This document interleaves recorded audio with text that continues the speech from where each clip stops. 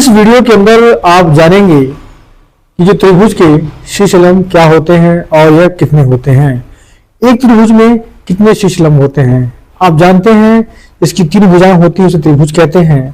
आपके सामने देखिए डायग्राम बना हुआ है, ये है, इसको अंग्रेजी में बोलते हैं एल्टीट्यूड ऑफ ट्राइंगल, यानी त्रिभुज के शीर्ष लंब। अब हम बात करते हैं शीर्ष लंब की, बात करते हैं त्रिभुज की शीर्ष और लंब।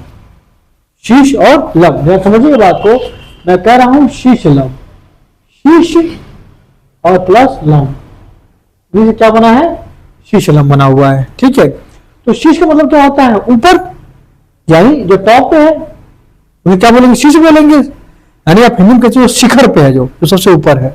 ठीक है, तो ये शीर्ष हो गया। और लंब, आप जानते हैं लंब क्या होता है, जब एक रेखा से खींची जाती है और उसमें कोई रेखा सीधी गिरती है और उस पर 90 डिग्री का जब कोण बनता है उसे हम क्या कहते हैं, शीर्ष, सॉरी इसको हम लंब कहते हैं। यहाँ पे कौन लगेगा, 90 डिग्री का। तो आप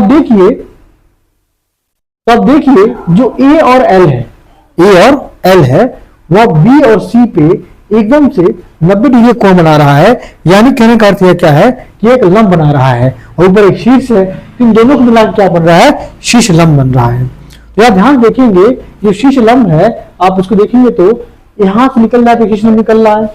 उसी हिसाब से अगर मैं देखूं, अगर मैं इस त्रिभुज को राउंड अप कर दूं, यानी घुमा दूं उसको, यानी जहां पर ए है तो ए वाला हिस्सा मैं घुमा के यहां ला दूं और जो सी वाला हिस्सा ऊपर चला जाएगा तो वहां पर भी हमको एक शीर्ष मिलेगा। समझ रहा है, वहां पर एक शीर्ष मिलेगा, यानी आप कह सकते हैं कि यहां से भी एक हमारा एक लंब निकल सकता है जो आके यहाँ पे गिरेगा।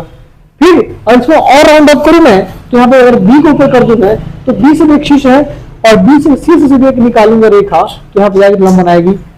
अगर आप उसको और ध्यान देखिए, जो हमारा दूसरा डायग्राम पड़ा हुआ है, ये डायग्राम देखिए, छोटा वाला डायग्राम है, देखिए ध्यान से, इसको देखिए, ये आपका जहां जहां जो उसका शीर्ष है वहां से एक लंब की रेखा खींची गई है और एक लंब बन रहा है। देखिए, तो आप देख रहे हैं ए का भी एक लंब बन रहा है, बी का भी एक लंब बन रहा है और सी का भी एक लंब बन रहा है।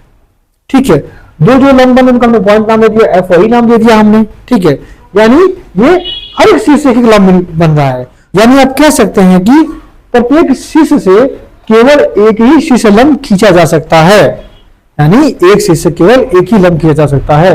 और उस प्रकार से आप देखें तो एक त्रिभुज के अंदर 3 शीर्ष होते हैं, और जब 3 शीर्ष होते हैं तो मतलब 3 लंब होते हैं।